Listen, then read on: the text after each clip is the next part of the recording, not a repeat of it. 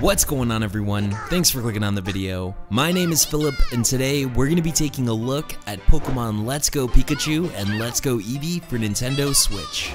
Originally released on Game Boy in 1998 as an enhanced version of Pokemon Red and Blue, Pokemon Yellow was considered one of the best RPGs of its time. And now in 2018, Game Freak invites players to revisit the Kanto region once again in Pokemon Let's Go Pikachu and Let's Go Eevee. Only this time, the series has been reimagined with a completely reworked catching system, new mechanics, and a handful of welcome upgrades. Now, if you've ever played Pokemon Red, Blue, or Yellow, then you're gonna feel right at home in Let's Go, because it takes the same highly addictive concepts from the original titles and expands on them in some really interesting ways. The biggest and most noticeable change is, of course, the way you catch and encounter wild Pokemon. Unlike in previous titles, trainers are now able to see wild Pokemon freely grazing across the map and initiate their own encounters as they explore the different routes throughout the Kanto region. And instead of battling, players now only have the option to catch the majority of the wild Pokemon that they encounter on their adventure, with the exception of a few mythical and legendaries. The catching system takes the same circle minigame that was introduced in Pokemon Go and seamlessly integrates it into the familiar gameplay of the core series. You're forced to use motion controls, but you can't throw curveballs, which feels oddly missing as it worked so well in Pokemon Go. But with that aside, I really like it and I hope it's used again in the next game.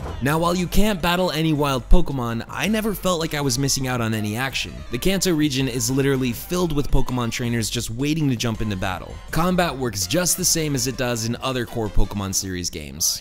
Turn-based combat that's easy to learn, but difficult to master. And even after completing the main story quest, I still have over 150 Master Trainer battles to complete and a ton of shiny Pokemon to catch. Online play is present, but it's limited to trading, simple battles, and mystery gifts. Finding a match can be frustrating because of Let's Go's match code system, which doesn't make any sense if you're just looking to get quickly matched up against a random trainer. But the best way to play Pokemon Let's Go is through local co-op. The game supports up to 2 players on a single Switch. A second player can jump in and start playing at any time as an assistant trainer. And that can feel a little cheesy at times because you can use it to your advantage at any time if you're losing during battle, even while you're in the middle of the Elite Four. However, I still think it's really well implemented and makes for a great way to get younger players more familiar with the series. Presentation-wise, Let's Go blows it right out of the park. The beautifully rendered 3D graphics, stellar handcrafted animations, and expertly remastered tunes make Let's Go the best looking Pokemon game to date. Now, the frame rate can get a little hitchy at times, especially while playing through some of the open world parts in handheld mode, but it doesn't really take away from the overall experience, and it never threw me off due to the slow-paced nature of the gameplay. So at the end of the day, I really enjoyed my time with Pokemon Let's Go. Let's Go makes for a great entry point for new players looking to get into the world of Pokemon for the first time, while still maintaining a fun and compelling experience for returning players. Hardcore players probably won't find much of a challenge here, but if this is your first Pokemon game, or if you just haven't played one in years, Let's Go is a great starting point to jump back in.